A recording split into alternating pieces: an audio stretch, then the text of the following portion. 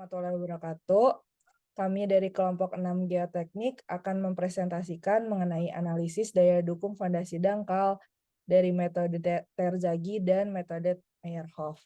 Di sini ada anggota kelompok kami, yaitu yang pertama ada Halid Baihaqi Johan dengan NPM 12, yang kedua ada Raihan Zaki Zahran dengan NPM 56, dan saya sendiri Gadis Arifia dengan NPM 85. Pertama-tama, mari kita jelaskan dulu apa itu fondasi. Fondasi merupakan bagian dari struktur bangunan yang berada di paling bawah struktur bangunan yang berfungsi untuk menyalurkan beban bangunan di atasnya ke tanah dasar di bawahnya. Lalu fondasi ini sendiri dibagi menjadi dua macam, ada fondasi dangkal dan fondasi dalam. Fondasi dangkal itu sendiri jika kedalaman fondasi kurang atau sama dengan lebar fondasi. Fondasi dangkal biasanya digunakan untuk bangunan yang beratnya relatif tidak besar. Lalu yang kedua ada fondasi dalam, yang biasanya dipasang pada kedalaman lebih dari 3 meter di bawah permukaan. Fondasi dalam itu sendiri digunakan untuk mentransfer beban bangunan ke lapisan tanah yang lebih dalam sehingga mencapai lapisan tanah yang mampu mendukung beban struktur di atasnya.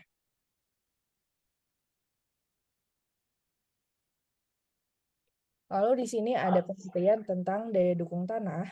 Daya dukung tanah merupakan suatu kesanggupan tanah untuk menahan adanya tekanan dari beban yang ada di atasnya agar tidak memunculkan adanya keruntuhan, geser, ataupun penurunan berlebihan sesuai dengan kekuatan geser tanahnya. Daya dukung tanah ini sangat dipengaruhi oleh nilai kohesi, sudut geser dalam tanah, faktor keamanan, daya dukung batas, sehingga daya dukung yang diizinkan merujuk dengan persamaan berikut ini. Persamaannya yang tertera di bawah ini yaitu QA sama dengan Q per F. Lalu selanjutnya ada tipe-tipe keruntuhan. Yang pertama itu ada general shear failure yang merupakan keruntuhan pada tanah yang akan mengakibatkan muka tanah di sekitarnya akan mengembang. General shear failure ini umumnya terjadi pada tanah kaku atau tanah kompresibilitas rendah. Akibat dari general shear failure ini juga menyebabkan sebuah pondasi miring akibat keruntuhan yang terjadi di satu sisi. Lalu yang kedua ada punch shear failure yang merupakan keruntuhan pada tanah yang biasanya terjadi baik pada tanah dengan kompresibilitas tinggi dan kompresibilitas rendah, tergantung jika pondasi kedalaman agak dalam. Lalu punch shear failure ini tidak menunjukkan penurunan yang cukup besar dan tidak terjadi kemiringan pondasi serta pengangkatan di permukaan tanah. Yang terakhir ada local shear failure, yaitu merupakan keruntuhan pada tanah yang umum terjadi pada tanah dengan kompresibilitas tinggi. Local shear failure ini tidak menyebabkan muka tanah di sekitar terlalu mengembang karena dorongan ke bawah dasar pondasi lebih besar.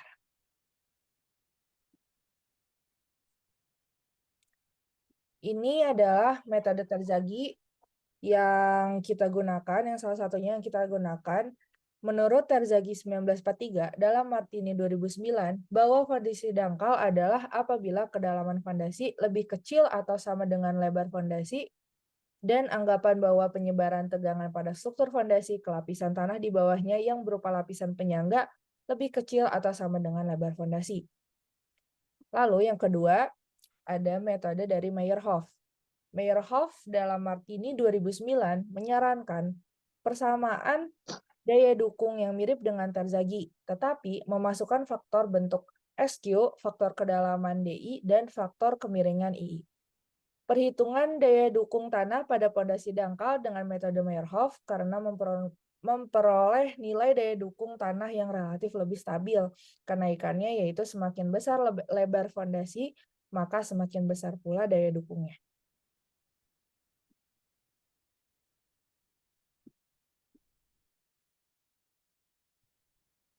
Berikut adalah perhitungan yang telah kita lakukan, yang mana sebelumnya kita telah diberikan dua data, yakni data C1 dan data C2, yang merupakan data dari geoteknik. Yang mana data-data ini terdapat berupa, yang pertama itu ada indeks properties, yang mana terdapat spesifik gravity, berat natural, saturated degree, berat kering, angka pori, porositas, dan lain-lain. Selanjutnya ada Tabor limit, yang mana nantinya ini akan berguna buat menentukan jenis tanah. Selanjutnya ada klasifikasi pada data C1 ini terdapat berupa USCS, yang mana tanahnya merupakan MH dan AAS THO, yakni A75. Selanjutnya ada analisa saringan, yang terakhir itu ada triaksial dan CC sama CV. Dari data-data ini dapat disimpulkan bahwa pada data C1 merupakan tanah dengan klasifikasi USCS MH atau Silt Height Plasticity, yang mana merupakan tanah dengan kekakuan yang rendah, sehingga untuk perhitungan metode terzagi menggunakan local failure, yang mana local failure ini akan mengubah sudut geser dalamnya menjadi 2/3 sudut geser dalam asli, sehingga didapatkan sudut geser dalam yang awalnya 7,85 menjadi 5,23. Selanjutnya, untuk perhitungannya tentunya kita akan menghitung komponen-komponen utama dari terzagi ini, yakni NC, NQ, dan N gamma, yang mana sebelum untuk menentukannya, sebenarnya ada tabel yang mana mencantumkan semua nilai dari NC, NQ, dan N gamma. Tetapi pada data kita ini, sudutnya tidak merupakan sudut yang sempurna, sehingga harus melakukan perhitungan lebih detail, yang mana perhitungannya menentukan nilai A dulu dengan rumus bilangan E pangkat dari 0,75 V dikurang sudut geser dalam aksen per 2 tan dari sudut geser dalam. Setelah didapatkan nilai, maka kita dengan mudah untuk menentukan NQ, NC, dan N gamma. Untuk NQ sendiri memiliki rumus A kuadrat per A cos 45 ditambah sudut geser dalam aksen per 2 dikuadratkan. Yang buat data C1 kita mendapatkan nilai NQ-nya 2,15. Selanjutnya didapatkan nilai NC dengan rumus NQ dikurang 1 kotangnya dari sudut geser dalam aksen. Buat data C1 memiliki nilai 12,56, dan terakhir ada N gamma dengan rumus 2 NQ ditambah 1 dikali tan sudut geser dalam aksen. Nilainya 0,57. Next.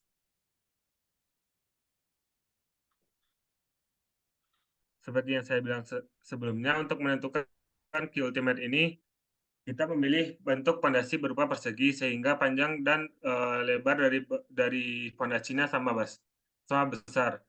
Dan tipe keruntuhan yang dipakai sudah dinotif sebelumnya sesuai dari litologinya, yakni local failure. Sehingga buat menentukan Q ultimate selanjutnya, kita akan mengubah semua satuan menjadi kilonewton per meter kuadrat.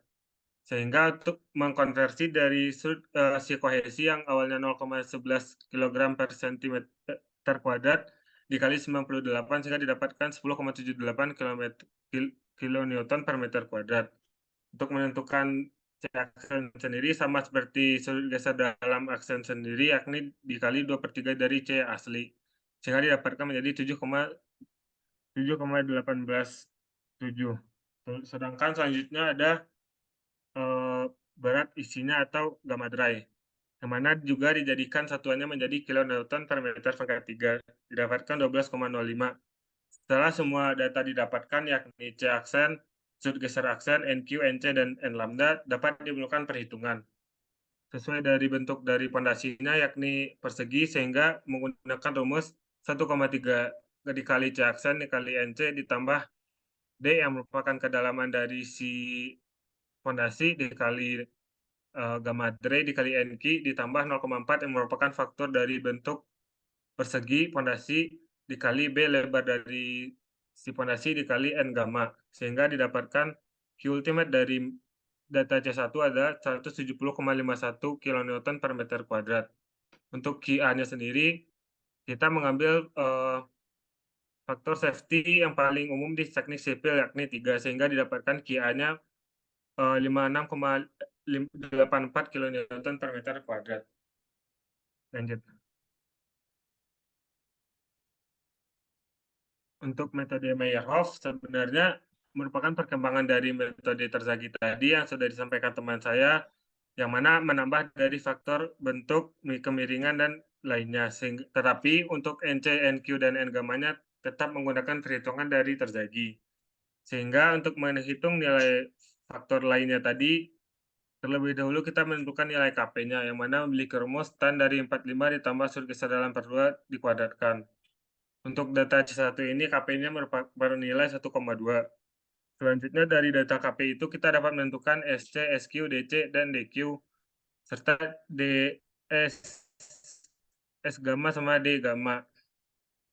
Rumusnya telah dicantum di PPT ini. Nah, untuk perhitungan terakhirnya, karena semua data sudah diketahui, yakni C aksen, sudah dalam aksen, NQ, NC, N gamma, SC, SQ, S gamma, DC, DQ, D gamma, sehingga dapat dihitung menggunakan rumus Q ultimate C aksen dikali NC dikali SC dikali DC ditambah D dikali gamma dikali NQ dikali SQ dikali DQ ditambah 0,4 dikali gamma dikali B dikali N gamma dikali S gamma dikali D gamma, sehingga didapatkan Q ultimate untuk data C1 menggunakan metode Meyerhof adalah 200,04 kilonewton per meter kuadrat. Sedangkan QA-nya menilai 66,68 kilonewton per meter kuadrat.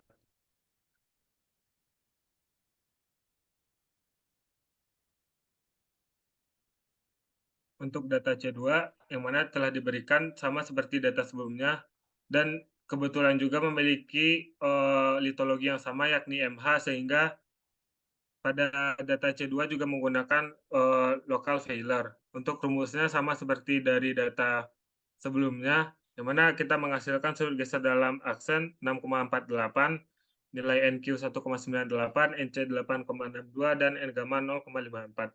Next.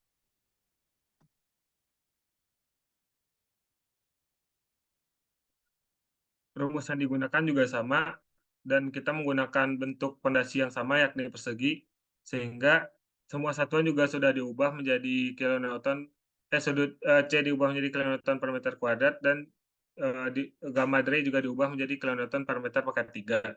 Sehingga memakai rumus yang sebelumnya juga, sehingga data kedua menghasilkan nilai Q ultimate 208,76 dan nilai QA-nya 69,59. Dan kita juga tetap menggunakan faktor safety bernilai 3. Next. Untuk Meyerhof dari data kedua juga memiliki rumus yang sama, menghasilkan data tambahan SC 1,25, SQ 1,13, S gamma 1,13, DC 1,15, DQ 1,07, dan D gamma 1,07. Next. Nah, buat perhitungan terakhirnya juga sama, sehingga didapatkan nilai Q ultimate 241,76 kilonewton per meter kuadrat dan nilai QA 80,59 kilonewton per meter kuadrat.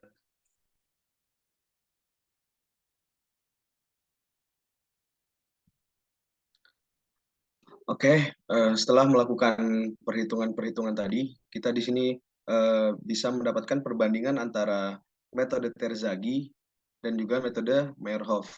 Untuk yang pertama, rumus Terzaghi itu lebih sederhana dibandingkan dengan rumus Meyerhof.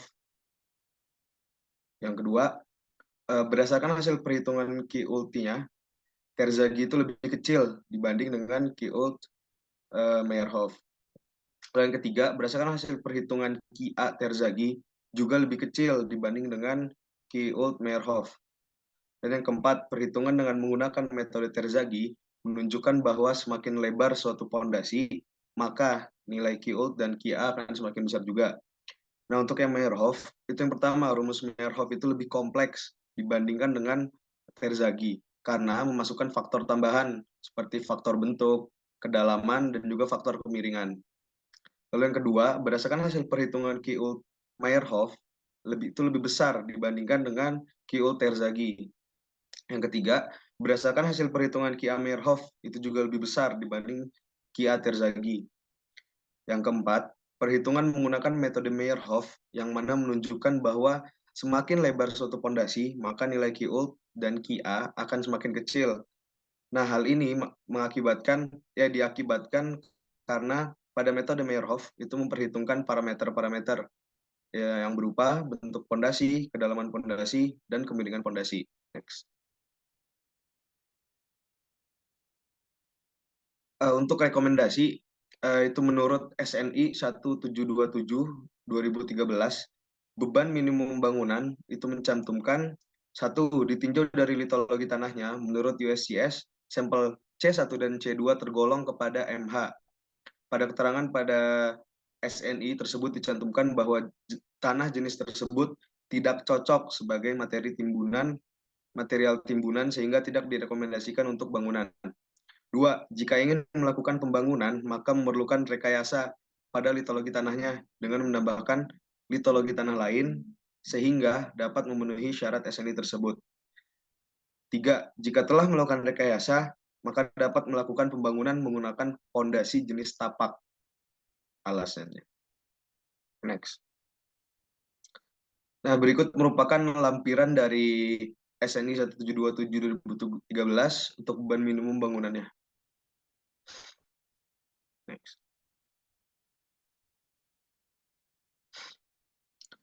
Alasan kita di sini merekomendasikan untuk memilih jenis pondasi tapak itu yang pertama, biaya pembuatannya terbilang cukup murah dibandingkan dengan jenis pondasi lainnya.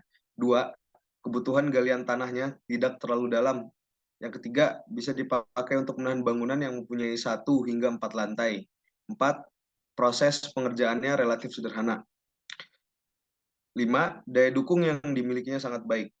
Lalu, kami melakukan perhitungan dan pembandingan daya dukung tanah dari metode Terzaghi dan metode Meyerhof dengan hasil akhir, QA metode Terzaghi lebih kecil daripada QA metode Meyerhof.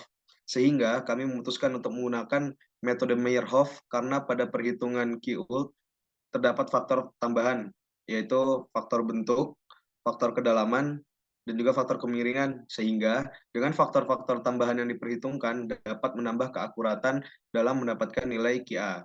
Untuk nilai QA dari data C1 itu 66,68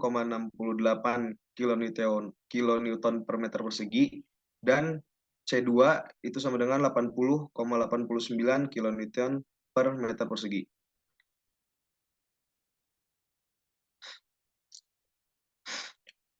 Nah, untuk QA data C1, itu hasil ini memiliki pengertian bahwa tanah tersebut dapat menahan beban bangunan yang diizinkan itu sebesar 66,68 kilonewton per meter persegi.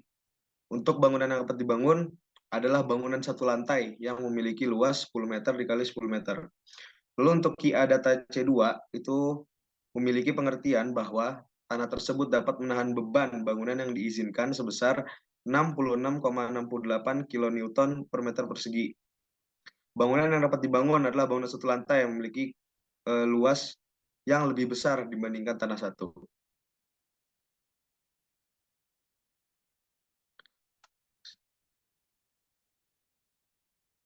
Oke, terima kasih untuk presentasinya. Kurang lebihnya mohon maaf. Assalamualaikum warahmatullahi wabarakatuh.